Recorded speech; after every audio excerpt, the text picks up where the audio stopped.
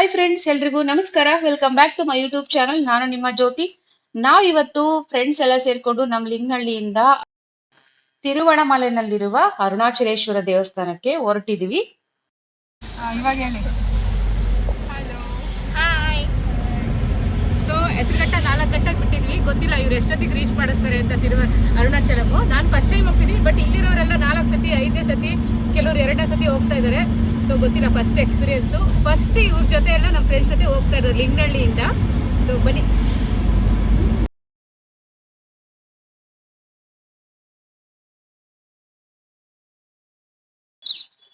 ಹಾಗೆ video skip ಮಾಡದೆ ಕೊನೆವರೆಗೂ ನೋಡಿ. ತುಂಬಾ ಚೆನ್ನಾಗಿದೆ ಅರುಣಾಚಲಂ ದೇವಸ್ಥಾನ. ಹಾಗೆ ಫ್ರೆಂಡ್ಸ್, ನನ್ನ ವಿಡಿಯೋ ನಿಮ್ಗೆ ಇಷ್ಟ ಆದ್ರೆ ಒಂದು ಲೈಕ್ ಮಾಡಿ, ಒಂದು ಕಮೆಂಟ್ಸ್ ಹಾಕಿ. ನಿಮ್ ಲೈಕ್ ಇಂದ ನನಗೊಂದು ಪ್ರೋತ್ಸಾಹ ಸಿಕ್ಕಂಗಾಗುತ್ತೆ ಇನ್ನಷ್ಟು ವಿಡಿಯೋಗಳು ಮಾಡೋದಕ್ಕೆ. ಹಾಗೆ ಹೊಸಬ್ರು ವಿಡಿಯೋ ನೋಡ್ತಾ ಇದ್ರೆ ಪ್ಲೀಸ್ ಸಬ್ಸ್ಕ್ರೈಬ್ ಮಾಡ್ಕೊಂಡು ನೋಡಿ. ಸೊ ನಾವು ಹೊರಟಿದ್ದು ಮಂಗಳವಾರ ಮಧ್ಯಾಹ್ನ 3 ಗಂಟೆಗೆ ನಾವು ಬಿಟ್ಟಿದ್ದು. ಸೊ ನಾವು ಬುಧವಾರ ಸಂಜೆ ಅಷ್ಟೊತ್ತಿಗೆ ಮನೇಲೇ ಇದ್ವಿ. ಪ್ರತಿ ಪೌರ್ಣಮಿಗೂ ಸಹ ಹೋಗ್ತಾರಂತೆ ಇಲ್ಲಿಂದ. ಸೊ ನನಗ್ ಗೊತ್ತಿರ್ಲಿಲ್ಲ. ಕೋಇನ್ಸಿಡೆಂಟ್ ಹಿಂಗೆ ಮಾತಾಡುವಾಗ ಸೊ ನಾವು ಹೋಗ್ತೀವಿ ಬಾ ಅಂತ ಹೇಳ್ತು. ನನ್ನ ಫ್ರೆಂಡ್ಸ್ ಜೊತೆ ಮಗಳ ಜೊತೆ ಹಿಂಗೆಲ್ಲ ಹೊರಟೆ ಆಗ್ಲೇ ಇಲ್ಲ. ಸರಿ ಇದ್ದಿದ್ದೆ ಅಂತ ಹೇಳಿ ಫೈನಲ್ ಆಗಿ ಹೋಗ್ತಾ ಇದೀನಿ. ಗುರು ಪೌರ್ಣಮಿ ವಿಶೇಷ ಇರೋದ್ರಿಂದ ಸೊ ಪ್ರತಿ ಪೌರ್ಣಮಿನೂ ಸಹ ಇವರು 14 ಕಿಲೋಮೀಟರ್ ಗಿರಿ ಪ್ರದಕ್ಷಿಣೆ ಮಾಡ್ತಾರಂತೆ. ಸೊ ನಾನು ಸಹ 14 ಕಿಲೋಮೀಟರ್ ಗಿರಿ ಪ್ರದಕ್ಷಿಣೆ ಮಾಡ್ಲೇಬೇಕು ಅಂತ ಹೋಗ್ತಾ ಇದ್ದೀನಿ. ಅಂದಿವೆ ಹೋಗ್ತಾ ಒಂದು 8 ಓ ಕ್ಲಾಕ್ ಆಯ್ತು. ಅಲ್ಲಿ ಕೃಷ್ಣಗಿರಿ ಹತ್ರ ಶ್ರೀ ಕಟ್ಟುವೀರಾಂಜನೇಯ ಟೆಂಪಲ್ ಅಂತ ಇದೆ, ತುಂಬಾ ಚೆನ್ನಾಗಿದೆ. ಸೊ ಇಲ್ಲಿನ ವಿಶೇಷತೆ ಏನಪ್ಪಾ ಅಂದ್ರೆ, ನಮ್ಗೇನಾದ್ರೂ ಅಂದ್ಕೊಂಡಿದ್ದು ಆಗ್ಬೇಕು ಅನ್ನೋದಾದ್ರೆ ಅಲ್ಲೊಂದು ತೆಂಗಿನಕಾಯಿ ತಗೊಂಡು ಅಲ್ಲೊಂದು ರೆಸಿಪಿ ಕೊಡ್ತಾರೆ, ಅದನ್ನ ನಂಬರ್ ಬರ್ಕೊಡ್ತಾರೆ. ಆ ನಂಬರ್ ಅಲ್ಲಿ ನಮ್ ತೆಂಗಿನಕಾಯಿ ನಾವ್ ಯಾವಾಗ ಬಂದ್ ತಗೊಂಡ್ರು ಆ ತೆಂಗಿನಕಾಯಿ ಅಲ್ಲೇ ಇರುತ್ತಂತೆ. ನಮಗೆ ಆ ಕೆಲಸ ಆದ್ಮೇಲೆ ನಾವು ಹೋಗಿ ಆ ರೆಸಿಪ್ಟ್ ಕೊಟ್ರೆ ಅದೇ ತೆಂಗಿನಕಾಯಿ ವಾಪಸ್ ಕೊಡ್ತಾರೆ. ಸೊ ನಾವು ಸಹ ಸ್ವಲ್ಪ ಜನ ತೆಂಗಿನಕಾಯಿ ತಗೊಂಡು ಅಲ್ಲಿ ಫಸ್ಟ್ ನಾವು ಒಂದು ಪ್ರದಕ್ಷಿಣೆ ಒಂದು 9 ಸುತ್ತು 11 ಸುತ್ತು ಆತರ ಪ್ರದಕ್ಷಿಣೆ ಹಾಕ್ಬೇಕು. ದೇವಸ್ಥಾನ, ಆಂಜನೇಯನ ದೇವಸ್ಥಾನ ಪ್ರದಕ್ಷಿಣೆ ಹಾಕ್ಬಿಟ್ಟು ಆಮೇಲೆ ಅಲ್ಲಿ ವೆಂಕಟೇಶ್ವರನ ದೇವಸ್ಥಾನ ಇದೆ, ಅಲ್ಲೂ ಸಹ ಕೈ ಮುಗಿದು ಪ್ರದಕ್ಷಿಣೆ ಎಲ್ಲ ಮುಗಿದ್ಮೇಲೆ ನಾವು ತಗೊಂಡಿರೋಂಥ ತೆಂಗಿನಕಾಯಿನ ಅವ್ರ ಹತ್ರ ಕೊಟ್ಬಿಟ್ಟು ಸೊ ನಾವು ಹೊರಟ್ವಿ ಅಲ್ಲಿಂದ. ತುಂಬಾ ಚೆನ್ನಾಗಿದೆ ಆಕ್ಚುಲಿ ಕಟ್ಟುವೀರ ಆಂಜನೇಯ ಸ್ವಾಮಿ ದೇವಸ್ಥಾನ ಅಂತ. ನನಗಂತೂ ಗೊತ್ತಿರಲಿಲ್ಲ. ಇವ್ರಿಗೆಲ್ಲ ಆಲ್ರೆಡಿ ತುಂಬಾ ಅಭ್ಯಾಸ ಆಗಿದೆ, ತುಂಬಾ ಸಲ ಬಂದು. ಸೊ ಇವ್ರು ಮೊದಲನೇ ಸತಿ ಅಂತ ಆಕ್ಚುಲಿ ಇಲ್ಲಿ ಬಂದಿದ್ದು. ಬರ್ಬೇಕು ಅಂತ ಅಂದ್ಕೊಂಡಿದ್ರಂತೆ, ಬರಕ್ಕಾಗಿರ್ಲಿಲ್ಲ ಅಂತ. ಇದೇ ಮೊದಲನೇ ಸತಿ ಇವರು ನನ್ನ ಫ್ರೆಂಡ್ಸ್ ಎಲ್ಲ ಬಂದಿರೋದು. ನಾವಾಗ್ಲೇ ರೀಚ್ ಆಗಿದ್ದು 8 ಗಂಟೆ ಆಗ್ತಾಯಿತ್ತು. ದೇವಸ್ಥಾನ ಆಲ್ರೆಡಿ ಕ್ಲೋಸ್ ಆಗೋ ಟೈಮಿಂಗ್ಸು. ಸೊ ನಮ್ಮನ್ನ ನೋಡ್ಬಿಟ್ಟು ಐನೋರು ಸರಿ ಪೂಜೆ ಮುಗಿಸ್ಕೊಳ್ಳಿ ಅಂತ ಬಿಟ್ರು. ಸೊ ನೀವ್ ಯಾರಾದ್ರೂ ಅರುಣಾಚಲಂಗೆ ಹೋಗ್ತಾ ಇದ್ರೆ ಈ ದೇವಸ್ಥಾನ ಮಿಸ್ ಮಾಡ್ಕೋಬೇಡಿ, ತುಂಬಾ ಚೆನ್ನಾಗಿದೆ. ಹಾಗೆ ಇಲ್ಲಿ ದೇವಸ್ಥಾನ ಪ್ರದಕ್ಷಿಣೆ ಹಾಕುವಾಗ ನಮ್ಗೆ ಕಲ್ಲಿನಿಂದ ಕೆತ್ತಿರೋಂಥ ಆನೆಗಳನ್ನ ನೋಡ್ಬೋದು. ತುಂಬಾ ಚೆನ್ನಾಗಿದೆ ಆನೆಗಳು. ಅಲ್ಲಿ ಹೋದವರೆಲ್ಲ ತೆಂಗಿನಕಾಯಿ ಕಟ್ಟಬೇಕು ಅಂತ ಏನು ರೂಲ್ಸ್ ಇಲ್ಲ. ಅವ್ರವ್ರಿಗೆ ನಂಬಿಕೆ, ಅವ್ರವ್ರ ಇಷ್ಟ ಇದ್ದವ್ರವ್ರು ತಗೊಂಡು ತೆಂಗಿನಕಾಯಿ ಕಟ್ಬೋದು. ಸೊ ಏನಾದ್ರು ಒಂದು ಅಂದ್ಕೊಂಡು ಕಟ್ಬಿಟ್ಟು 3 ತಿಂಗಳಿಗೆ ನಮ್ ಕೆಲಸ ಆದ್ರೆ 3 ತಿಂಗಳಿಗೆ ಹೋಗಿ ಆ ರೆಸಿಪ್ಟ್ ತಗೊಂಡು ಹೋದ್ರೆ ನಮ್ಗೆ ಅದೇ ನಾವ್ ಯಾವ್ದು ಕಟ್ಟಿರ್ತೀವೋ ಅದೇ ತೆಂಗಿನಕಾಯಿ ನಮ್ಗೆ ಅವ್ರು ವಾಪಸ್ ಕೊಡ್ತಾರೆ. ಕಟ್ಟುವೀರ ಆಂಜನೇಯ ಸ್ವಾಮಿಯಿಂದ ದರ್ಶನ ಮುಗಿಸ್ಕೊಂಡು ಅಲ್ಲಿಂದ ನಾವು ಅಷ್ಟೊತ್ತಿಗೆ 10 ಗಂಟೆ ಆಗೋಯ್ತು. ಅಂದಿಗೆ ಇನ್ನು ಕೃಷ್ಣಗಿರಿ ಒಂದು 20 ಕಿಲೋಮೀಟರ್ ಇತ್ತು. ಇನ್ನು ದೇವಸ್ಥಾನ ಮೋಸ್ಟ್ಲಿ ಅಲ್ಲೇ ಆಸ್ಪಾಸ್ ಬರುತ್ತೆ. ನಂಗೆ ಕರೆಕ್ಟ್ ಎಕ್ಸಾಕ್ಟ್ ಲೊಕೇಶನ್ ಗೊತ್ತಿಲ್ಲ. ಕಟ್ಟುವೀರಾಂಜನೇಯ ಸ್ವಾಮಿ ದೇವಸ್ಥಾನ ಅಂತ ನೀವು ಸರ್ಚ್ ಮಾಡಿದ್ರೆ ಸಿಗುತ್ತೆ ಗೂಗಲ್ ಅಲ್ಲಿ. ಸೊ ಇನ್ನು ಕೃಷ್ಣಗಿರಿ 25 ಕಿಲೋಮೀಟರ್ ಇದ್ದಂಗೆ ನಮ್ಗೊಂದು ಹೋಟೆಲ್ಗೆ ಹೋದ್ವಿ. ತುಂಬಾ ಚೆನ್ನಾಗಿತ್ತು ಆಕ್ಚುಲಿ. ಹೋಟೆಲಲ್ಲಿ ಮೀಲ್ಸ್ ತಗೊಂಡ್ವಿ ಊಟ ಮಾಡಕ್ಕೆ. ನಮ್ಮ ಕನ್ನಡದವರೇ ತುಂಬಾ ಜನ ಬಂದಿದ್ರು. ತುಂಬಾ ಕ್ಲೀನಿಂಗ್ ಚೆನ್ನಾಗಿತ್ತು. ಎಲ್ರೂ ಸಹ ನಾವು ಊಟ ಮಾಡ್ಕೊಂಡು, ಬಾಳೆಲೆ ಊಟ ಇರುತ್ತೆ, ಅನ್ನ ಸಾಂಬಾರು, ಬಿಸಿ ಬಿಸಿ ಅನ್ನ ಸಾಂಬಾರು ಊಟ ಮಾಡ್ಕೊಂಡು ಅಲ್ಲಿಂದ ಹೊರಟ್ವಿ ನಾವು ದೇವಸ್ಥಾನಕ್ಕೆ.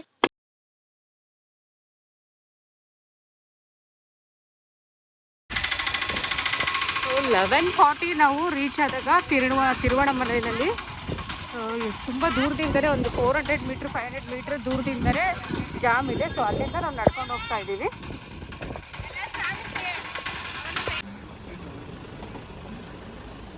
ಸಿಕ್ಕಾಬಟ್ಟೆ ಕ್ರೌಡ್ ಇರೋ ಥರ ಇದೆ, ಬಿಕಾಸ್ ಗುರು ಪೌರ್ಣಮಿ ಇರೋದ್ರಿಂದ ತುಂಬ ರಶ್ ಇದೆ. ಸೊ ತಿರುವಣಮಲೆ ಬಂದು ರೀಚ್ ಆದ್ಮೇಲೆ ನಾವು ದೇವಸ್ಥಾನ ರೀಚ್ ಆಗೋದಕ್ಕೇನೆ ಆಲ್ಮೋಸ್ಟ್ 1 ಅವರ್ ಟೈಮ್ ತಗೊಂತು. ಅಷ್ಟು ಟ್ರಾಫಿಕ್ ಇತ್ತು, ಅಷ್ಟು ಸಿಕ್ಕಾಪಟ್ಟೆ ಜನ ಗಾಡಿಗಳಿತ್ತು.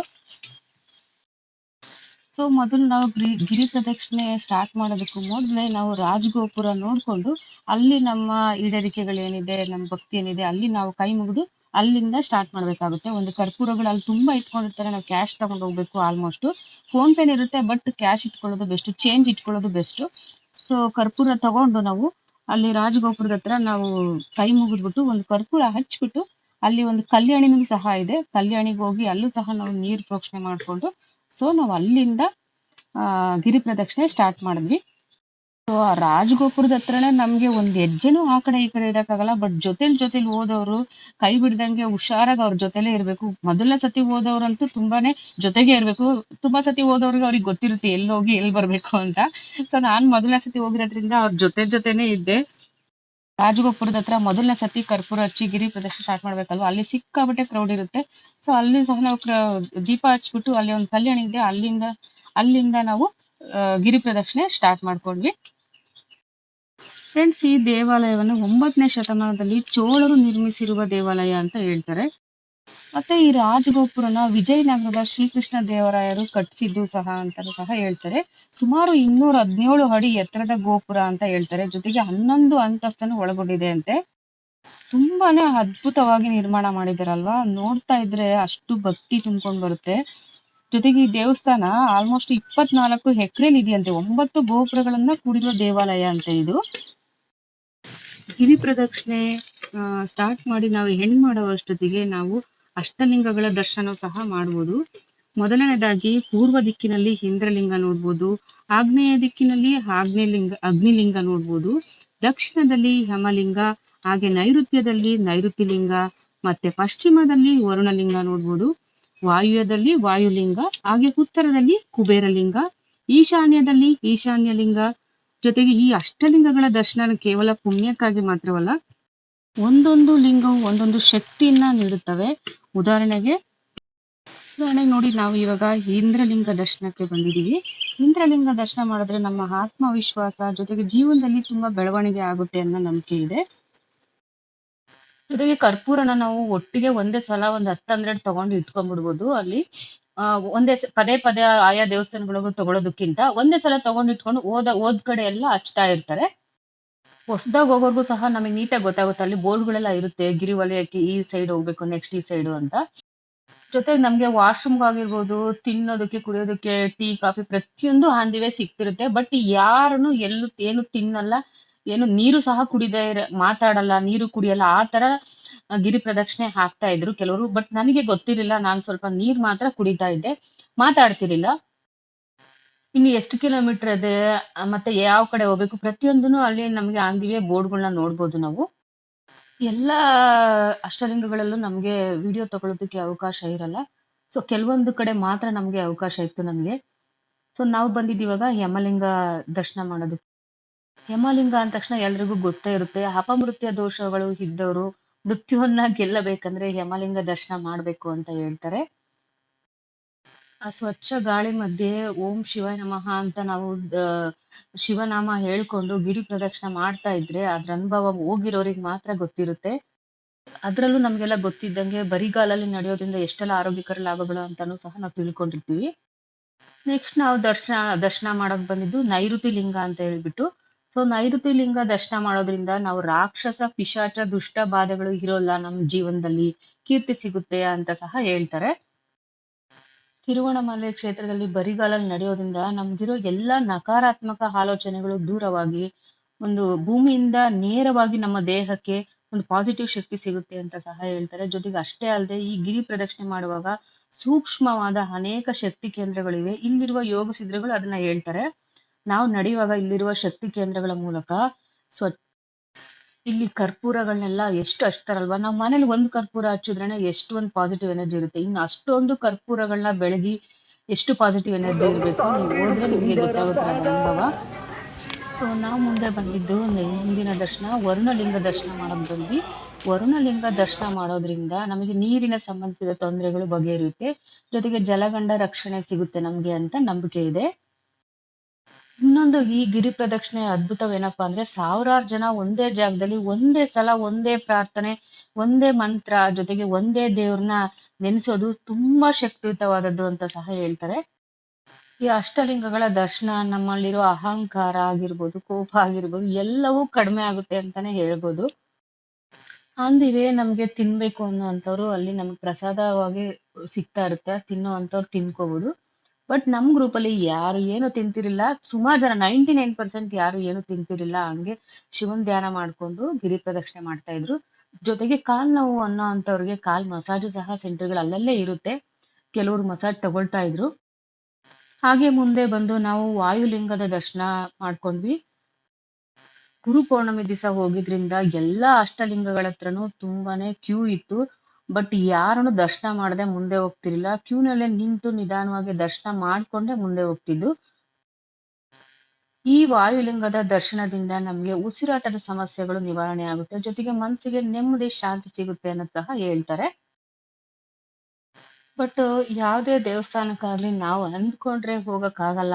ದೇವ್ರ್ ಕರ್ಸ್ಕೋಬೇಕು ಅಂತ ಹೇಳ್ತಾರೆ. ಗೊತ್ತಿಲ್ಲ ನನ್ಗೆ ಅದು ಅದೃಷ್ಟ ಇತ್ತು ಅನ್ಸುತ್ತೆ ನಾನ್ ಬಂದೆ. ನೀವು ಸಹ ಪ್ರಯತ್ನ ಪಡಿ, ಬನ್ನಿ. ತುಂಬಾನೇ ನೆಮ್ಮದಿ ಅಂತ ಅನ್ಸುತ್ತೆ. ಒಂದ್ಸಲ ಬರೋವರ್ಗೂ ಅಷ್ಟೇ ಮತ್ತೆ ಮತ್ತೆ ಬರ್ಬೇಕು ಅನ್ಸುತ್ತೆ. ನಾನ್ ಯಾಕಪ್ಪ ಇವ್ರು ಅಷ್ಟೊಂದ್ ಕಷ್ಟ ಇದ್ದೂನು 14 20 ಕಿಲೋಮೀಟರ್ ಇವ್ರು ಹೋಗ್ತಾರೆ ಅಂತ ಅನ್ಕೊಂತಿದ್ದೆ. ಬಟ್ ಇವಾಗ್ ನಾನ್ ಬಂದಿರೋದ್ರಿಂದ ನನಗ್ ಗೊತ್ತಾಗಿದೆ. ನನ್ಗ್ ಮತ್ತೆ ಹೋಗ್ಬೇಕು. ಮತ್ತೆ ನಮ್ ಮನೆಯವ್ರನ್ನ, ಮಕ್ಕಳ್ನ ಎಲ್ರೂನು ಕರ್ಕೊಂಡ್ ಬರ್ಬೇಕು ಅಂತ ಅನ್ಸ್ತು. ಒಂದೊಂದು ಲಿಂಗ ದರ್ಶನ ಮಾಡ್ದಾಗ್ಲೂ ಅಷ್ಟು ನೆಮ್ಮದಿ ಅಂತ ಅನಿಸ್ತಿತ್ತು. ಹಾಗೆ ಮುಂದೆ ಬಂದ್ರೆ ನಮ್ಗೆ ಕುಬೇರ ಲಿಂಗ ಸಿಗುತ್ತೆ. ಕುಬೇರ ಲಿಂಗ ದರ್ಶನ ಅಂದ್ರೆ ನಮ್ಗೆಲ್ಲ ಗೊತ್ತೇ ಇರುತ್ತೆ. ಐಶ್ವರ್ಯ ಬೇಕು ಅನ್ನೋಂಥವ್ರು ನಾವು ಕುಬೇರ ಲಿಂಗ ದರ್ಶನ ಮಾಡ್ಬೇಕು ಅನ್ನೋ ನಂಬಿಕೆ ಇದೆ. ಆ ಪೌರ್ಣಮಿ, ಗುರು ಪೌರ್ಣಮಿ ದಿವಸ ಬರಿಗಾಲಲ್ಲಿ ಜೊತೆಗೆ ಆ ದೀಪಗಳ ಮಧ್ಯೆ, ಜನಗಳ ಮಧ್ಯೆ ಆ ವಿಭೂತಿ ಅದು ದೇವಲೋಕನೇ ಧರೆಗಿಳಿದೋರ್ ತರ ಇತ್ತು. ಆ ಗಿರಿ ಪ್ರದಕ್ಷಿಣೆ ಅಂತ ಹೇಳ್ಬೋದು. ನನ್ ಫ್ರೆಂಡ್ ಜಯಲಕ್ಷ್ಮಿ ಅವ್ರಿಗೆ ಎಷ್ಟು ಥ್ಯಾಂಕ್ಸ್ ಹೇಳಿದ್ರು ಸಾಲದು ನನ್ ಕರ್ಕೊಂಡ್ ಹೋಗಿದ್ದಕ್ಕೆ. ಅಷ್ಟು ದೂರ ಹೋಗ್ತಾ ಇದ್ರುನು ಯಾರು ಎಲ್ಲೂ 5 ನಿಮಿಷ ಕುತ್ಕೊಂಡು ರೆಸ್ಟ್ ಮಾಡ್ತಿರ್ಲಿಲ್ಲ. ಯಾರೋ ಒಬ್ರು ಕೆಲವ್ರು ಮಾತ್ರ ಅಷ್ಟೇ ಬೆರಳೆಣಿಕೆ ಜನ ಮಾತ್ರ ಸ್ವಲ್ಪ ಹೊತ್ತು ಕುತ್ಕೊಂತಿದ್ರು. ಇಲ್ಲಾಂದ್ರೆ ಕಾಲ್ ಮಸಾಜ್ ಮಾಡಿಸ್ಕೊಂತಿದ್ರು. ಇನ್ನು ಚಿಕ್ಕ ಚಿಕ್ಕ ಮಕ್ಕಳನ್ನೆಲ್ಲ ಟವಲ್ ಅಲ್ಲಿ ಕಟ್ಕೊಂಡಿದ್ರು, ಹೆಗಲ ಮೇಲೆ ಹೊತ್ಕೊಂಡಿದ್ರು. ಜೊತೆಗೆ ವಯಸ್ಸಾದವರು ಎಷ್ಟು ನಡೀತಾ ಇದ್ರು ಅಂದ್ರೆ ಅಷ್ಟು ಚೆನ್ನಾಗಿ ಭಕ್ತಿಯಿಂದ ಗಿರಿ ಪ್ರದಕ್ಷಿಣೆ ಮಾಡ್ತಾ ಇದ್ರು. ಹಾಗೆ ಮುಂದೆ ಬಂದ್ರೆ ಮೋಕ್ಷ ಮಾರ್ಗ ಅನ್ನೋ ಜಾಗ ಸಿಕ್ತು ನಮ್ಗೆ. ಬಟ್ ನಮ್ಗೆ ಹೋಗಕ್ಕಾಗ್ಲಿಲ್ಲ. ತುಂಬಾ ರಶ್ ಇತ್ತು ಅಲ್ಲಿ. ಸೊ ಟೈಮ್ 5 ಗಂಟೆ ಆಗ್ತಾ ಇದೆ ಬೆಳಗಿನ ಜಾವ.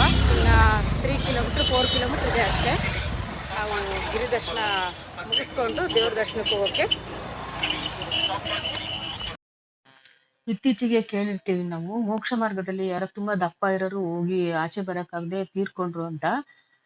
ಹಂಗಾಗಿ ಸ್ವಲ್ಪ ದಪ್ಪ ಇರೋರು ಆದಷ್ಟು ಹೋಗಕ್ ಹೋಗ್ಬೇಡಿ. ಸಣ್ಣ ಇರೋರು ನೋಡ್ಕೊಂಡ್ ಹೋಗಿ. ಬಟ್ ನಮ್ಗೆ ಟೈಮ್ ಇರ್ಲಿಲ್ಲ. ನೆಕ್ಸ್ಟ್ ಟೈಮ್ ಹೋದಾಗ ನಾನ್ ಮಿಸ್ ಮಾಡಲ್ಲ. ನೀವು ಮಿಸ್ ಮಾಡ್ಕೋಬೇಡಿ.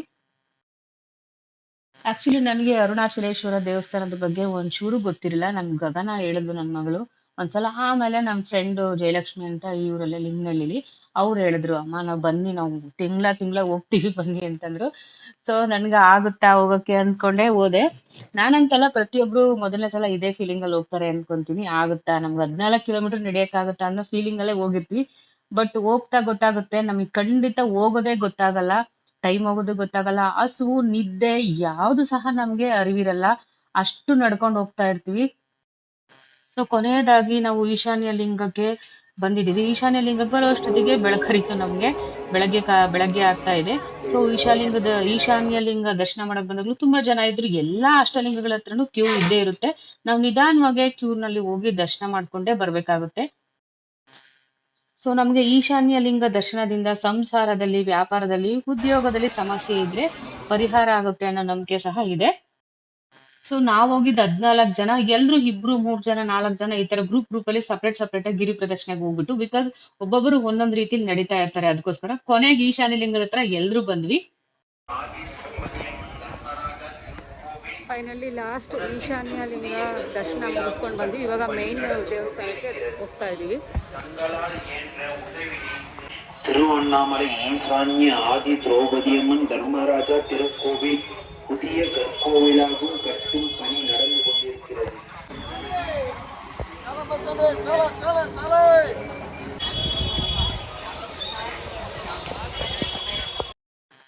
ನಾವು ಗಿರಿ ಪ್ರದಕ್ಷಿಣೆ ಎಲ್ಲಿ ಸ್ಟಾರ್ಟ್ ಮಾಡಿದ್ವಿ, ರಾಜಗೋಪುರದ ಹತ್ರ ಕರ್ಪೂರ ಹಚ್ಚಿ ಸ್ಟಾರ್ಟ್ ಮಾಡಿದ್ವಿ. ಮತ್ತೆ ನಾವು ಅಲ್ಲೇ ಬಂದು ಎಂಡ್ ಮಾಡ್ಬೇಕಾಗುತ್ತೆ. ಮತ್ತೆ ಅದೇ ರಾಜಗೋಪುರದ ಹತ್ರ ಬಂದು ಮತ್ತೆ ಇನ್ನೊಂದು ಕೊನೆಯ ಕರ್ಪೂರ ಹಚ್ಚಿ ನಾವು ಎಂಡ್ ಮಾಡ್ಬೇಕಾಗುತ್ತೆ ನಾವು ಗಿರಿ ಪ್ರದಕ್ಷಿಣೆನ.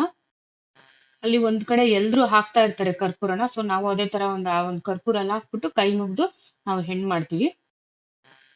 ಸೊ ಗಿರಿ ಪ್ರದಕ್ಷಿಣೆ ಹಾಕುವಾಗ ಆಗ್ಲಿ, ಬಂದ್ಮೇಲೆ ಆಗ್ಲಿ ಯಾವ ನಿದ್ದೆ, ಹಸಿವು ನಮ್ಗೆ ಏನು ಸಹ ಗೊತ್ತಿರ್ಲಿಲ್ಲ. ಅಷ್ಟು ಭಕ್ತಿಯಿಂದ ಶಿವ ಧ್ಯಾನದಿಂದ ಬಂದು ನಾವು ಗಿರಿ ಪ್ರದಕ್ಷಿಣೆ ಮುಕ್ತಾಯ ಮಾಡ್ಕೊಂಡ್ವಿ.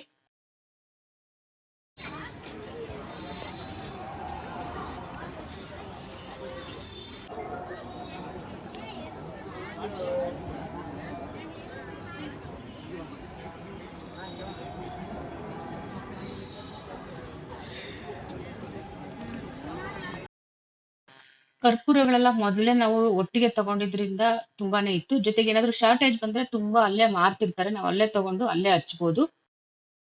ಸೊ ಕೊನೆಯದಾಗಿ ನಾವು ಕರ್ಪೂರನ ದೇವ್ರ ಮುಂದೆ ರಾಜಗೋಪುರದ ಹತ್ರ ಹಚ್ಬಿಟ್ಟು, ಜೊತೆಗೆ ನಾವು ಮೊದಲು ಬಂದವರು ಹಿಂದೆ ಇನ್ನೂ ಬರ್ತಾ ಇರೋರ್ಗೆ ಸ್ವಲ್ಪ ಕಾಯ್ಬೇಕಿತ್ತು. ಅವ್ರು ಸ್ವಲ್ಪ ಒಂದ್ 5 ನಿಮಿಷ ನಿಧಾನ ಆಯ್ತು ಬರೋ ಅಷ್ಟೊತ್ತಿಗೆ.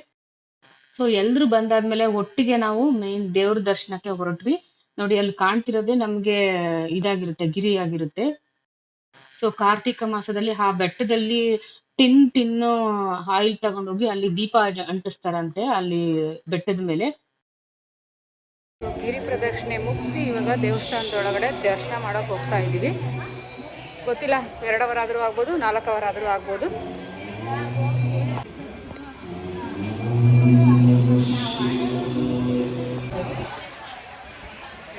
ಕಾಲು ಇವಾಗ ದರ್ಶನ ಮೋಸ್ಟ್ಲಿ 2 ಅವರ್ಸ್ ಆದರೂ ಆಗ್ಬೋದು, 12 ಅವರ್ಸ್ ಆದರೂ ಆಗ್ಬೋದು, ಗೊತ್ತಿಲ್ಲ.